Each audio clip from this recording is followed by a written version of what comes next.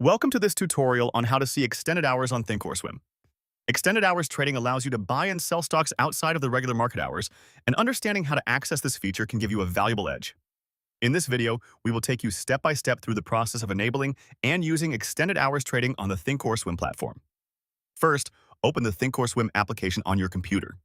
Once you are logged in, locate the Market Watch tab at the top menu. Click on it to drop down the menu options. You will then see an option for Quotes. Click on Quotes to view the stock quote window.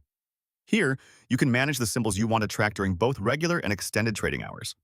Next, to enable viewing extended hours quotes, we'll look for the gear icon typically located in the upper right corner of the quotes table. Click on this gear icon to bring up the settings menu. Inside this menu, you will find an option labeled Show Extended Hours Quotes.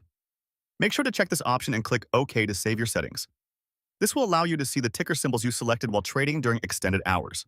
Finally, return to your quotes window, and you should now see the stock prices updated for the extended hours trading session.